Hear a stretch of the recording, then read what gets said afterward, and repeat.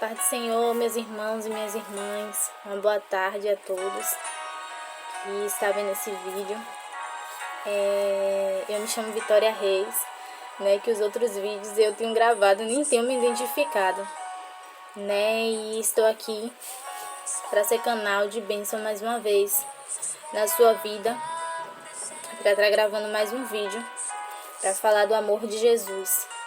E hoje a gente vai meditar, juntos aqui em Gênesis 22, que o Senhor falou ao meu coração através dessa passagem. E toda vez, engraçado que toda vez que eu medito na palavra do Senhor, primeiro corta em mim, para depois eu estar ministrando a cada um de vocês, Primeiro o Senhor fala comigo, para depois eu falar para vocês, Então, o bom é que isso tem me ajudado, porque o Senhor tem falado muito comigo, E o que eu quero deixar para meditação é aqui em Gênesis 22, que fala, Deus prova Abraão. E fala assim: passando algum tempo, Deus pôs Abraão à prova, dizendo-lhe: Abraão. Ele respondeu: eis-me aqui. Então disse Deus: tome seu filho, seu único filho Isaque, a quem você ama, e vá para a região de Moriá. Sacrifique-o ali como holocausto, num dos montes que lhe indicarei. Na manhã seguinte, Abraão levantou-se e preparou seu jumento. Levou consigo 2 servos e Isaque, seu filho. Depois de cortar a lenha para o holocausto, partiu em direção ao lugar que Deus lhe havia indicado. No terceiro dia de viagem, Abraão olhou e viu o lugar de longe, e disse eles a seus servos: fiquem aqui com o jumento, enquanto eu vou com o rapaz até lá. Depois de adorarmos, voltaremos. Abraão pegou a lenha para o holocausto e colocou nos ombros do seu filho Isaque, e ele mesmo levou as brasas para o fogo e a faca. E caminhando os dois juntos, Isaque disse a seu pai: meu pai. Sim, meu filho, respondeu Abraão.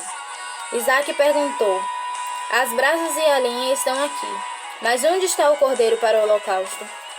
Respondeu Abraão: Deus mesmo há de prover o cordeiro para o holocausto, meu filho. E os dois continuaram a caminhar junto.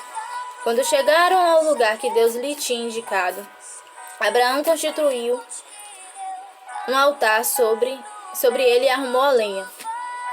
Amarrou seu filho Isaque e o colocou sobre o altar em cima da lenha. Então estendeu a mão e pegou a faca para sacrificar seu filho. Mas o anjo do Senhor o chamou do céu: Abraão, Abraão. Eis-me aqui, respondeu ele. Não toque no rapaz, disse o anjo. Não lhe faça nada, agora sei que você teme a Deus, porque não negou seu filho, o seu único filho. Abraão ergueu os olhos e viu um cordeiro preso nos chifres num arbusto. Foi lá para pegá-lo e sacrificou-o como holocausto em lugar do seu filho. Abraão deu àquele lugar o nome de O Senhor Proverá. Por isso que até hoje se diz: no monte do Senhor proverá. Pela segunda vez o anjo do Senhor chamou do céu a Abraão e disse: juro por mim mesmo, declara o Senhor, que por ter feito o que fez, não me negando o seu filho, o seu único filho, esteja certo de que eu o abençoarei e farei seus descendentes tão numerosos, aleluias, como as estrelas do céu e como a areia das praias do mar. Na sua descendência conquistará as cidades dos que foram inimigos, e por meio dela todos os povos da terra serão abençoados, porque você me obedeceu. Então voltou Abraão a seus servos e juntos partiram para Berseba, onde passou a viver. Amém. O que me chama a atenção nessa palavra, quando o Senhor ministrou meu coração, tá claro, bem claro que um dos pontos mais importantes aqui nessa passagem de Abraão é a obediência, que ali o Senhor falou com Abraão para oferecer o seu único filho como sacrifício. Que tarefa difícil, né? Eu me ponho no lugar de Abraão e eu fico pensando, e eu me pergunto, será que se realmente o Senhor falasse comigo, a gente iria nos dias de hoje oferecer nosso filho, né? Nosso único filho, né? Mas ali Abraão, ele não pensou duas vezes, ele não questionou, ele não murmurou. Eu creio que ele ficou triste, porque ele sendo pai, o seu único filho, né? E ele ter que entregar. Mas maior é o que mandou ele fazer, mandou ele oferecer o sacrifício, que foi Jesus. E ali ele foi. E eu creio também que o coração de Abraão ficou dolorido quando Isaac pergunta, né? A lenha já está aqui, cadê o cordeiro? E quando chega ali naquele monte, naquele lugar que o Senhor mandou Abraão fazer o sacrifício, né? E ele ali amarrando Isaac, eu creio que teve um desespero de Isaac, né? Pode até se passar, conjectura minha, não está escrito na Bíblia, é eu que estou falando, de ele pensar, será que meu pai está ficando louco, né? Em vez de ele oferecer um cordeiro, ele está me oferecendo. Será que literalmente ele está louco? Mas era a vontade do Senhor e ele obedeceu. O Senhor falou diretamente com ele e ele estava com os ouvidos sensíveis para ouvir a voz do Senhor, né? E ali ele não questionou, ele foi fazer a vontade do Senhor, né? E eu acho lindo essa obediência, né? Como também Noé, né? Que ali muitos duvidavam de Noé e o Senhor mandou Noé fazer a arca e Noé obedeceu. Essas duas histórias me chamam muita atenção em questão de obediência. E fica uma reflexão, que é que eu e você está fazendo, né, para obedecer literalmente ao Senhor, né? E é importante, é muito importante a gente obedecer ao Pai. Eu sei que somos falhos, né? Eu sei que erramos muitas das vezes, mas que vamos pedir ao Senhor para Ele nos dar força, Ele nos sustentar para a gente obedecer a Ele, porque sozinha literalmente a gente não vai conseguir. Mas se decidimos na nossa vida, declararmos que nós vamos conseguir, porque o Senhor é que nos sustenta, é o Senhor que está ao nosso lado, a gente vai conseguir. E ali em todo momento, o Senhor estava provando Abraão. Tinha obediência, mas Deus estava provando a fé de Abraão, né? Abraão, ele estava ali com a fé. Eu creio que poderia no fundo do coração ele falar, Deus pode livrar o meu filho, mas eu vou fazer, todavia eu vou fazer a vontade do Senhor. E ali o Senhor envia o anjo, né? Que quando ele está disposto a sacrificar Abraão, a enfiar a faca em Abraão, ou em Isaac, gente, me perdoe, enfiar a faca em Isaac, o Senhor, ele envia o anjo, né? E ali o anjo fala, não toque no rapaz. Literalmente hoje eu vejo que você verdadeiramente ama o Senhor. E que você não se apegou ao seu único filho, mas você queria dar ele ao Senhor em forma de sacrifício vivo, né? E não é diferente em nossas vidas. Às vezes a gente se apega a tantas coisas aqui na terra e o Senhor só está querendo que a gente se desprenda daqui da terra e que a gente venha dar o nosso melhor ao Senhor.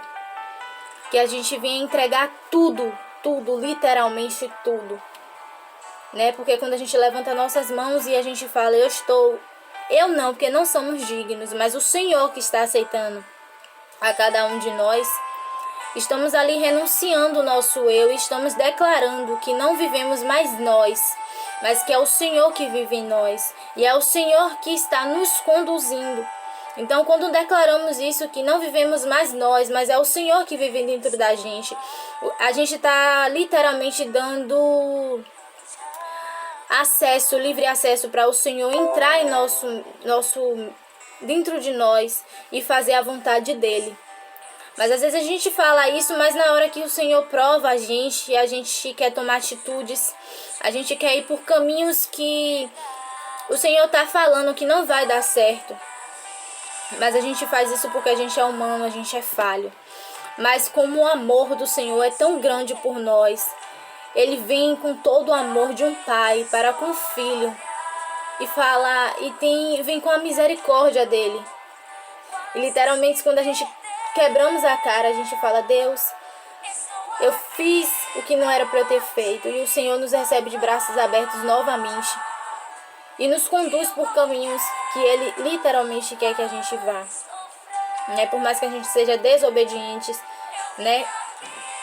O Senhor, com toda a glória, com todo o amor que Ele tem no coração, Ele nunca deixa a gente desamparado. Ele sempre está ao nosso lado, por mais que a gente erre, por mais que a gente falhe. Ele sempre está com braços abertos para nos receber de novo como filho. Porque o amor do Senhor é inexplicável para conosco, né? Pode uma mãe esquecer o seu filho, mas o Senhor, Ele nunca esquecerá, nem de mim, nem de você, né? E ali o Senhor, né? O anjo, Deus envia o anjo de novo para falar a Abraão, né? Que por esse gesto de obediência, o Senhor vai abençoar a descendência de Abraão, né? E a descendência de Abraão foi alcançada pelas bênçãos do Senhor, pela prosperidade do Senhor, pela obediência de Abraão. E aqui é um gesto que eu me inspiro, né? A Bíblia, como eu estava falando com Deus, tem vários exemplos para a gente seguir. A Bíblia é uma bússola. Nos momentos tristes, nos momentos felizes, ela tem um remédio para tudo, a palavra do Senhor. Você quer tirar uma dúvida? Vá ler a Bíblia. Você pesquisa, estuda mais. Tudo, tem remédio para tudo a Bíblia. Tem conselhos, né? A Bíblia aberta é a boca do Senhor falando comigo e com você. Então, que eu deixo para meditação de vocês nessa tarde é que venhamos ser obedientes, assim como Abraão, né? Como Noé foi, como José foi, né? Como Moisés foi. Tem vários exemplos, gente. A Bíblia é um livro incrível. É a palavra do Senhor, ela se renova a cada dia, né? Se literalmente vivermos para o Senhor, não vai ter tempo, não vai ter espaço para as coisas que desagradam ao Senhor em nossa vida, né? Eu tô falando isso por experiência própria, que antigamente eu me frustrava muito, dizendo que eu não era capaz, né? Que eu li a Bíblia e não conseguia entender, mas eu queria entender do meu jeito e eu nunca ia conseguir. Mas quando literalmente eu tomei uma atitude, tomei uma decisão, né? Que antes de eu ministrar, de eu meditar, eu tinha que convidar o Espírito Santo para Ele me ajudar, para Ele ser o meu professor, para Ele me instruir. Então, desde então, eu tenho ficado maravilhada com a palavra de Deus, porque eu glorifico muito ao Senhor, né, pelos obstáculos que eu tenho avançado, né, e eu tenho vencido.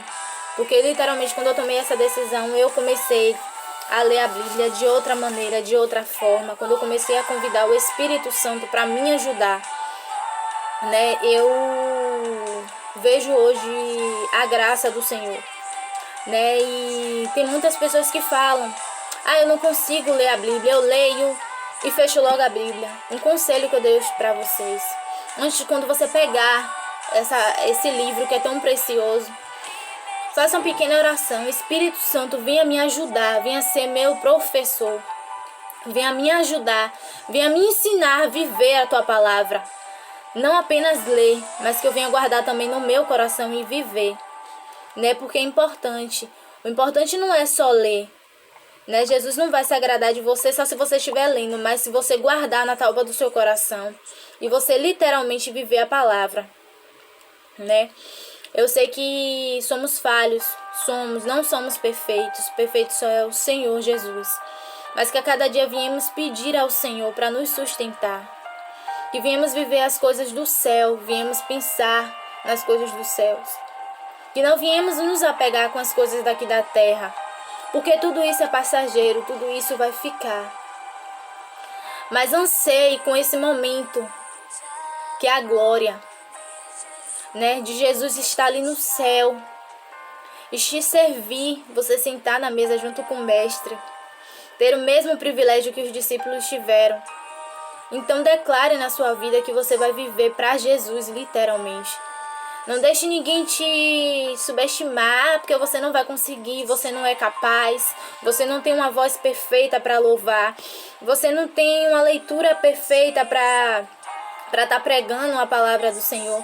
Não deixe isso descer dentro do seu coração, porque eu me frustrei muito tempo, achando, pensando, colocando na minha mente as coisas que as pessoas diziam que eu não iria conseguir, que minha voz era fuinha, que eu não tinha uma boa leitura. E eu comecei a colocar isso dentro de mim e criou uma frustração de eu mesmo dizer que eu não era capaz. Mas eu agradeço a Deus mesmo por ter enviado pessoas, que me ajudaram em oração, me ajudaram com palavras, foram um canal de bênçãos na minha vida e disse pra mim: você vai conseguir, porque Deus está do seu lado, Ele vai te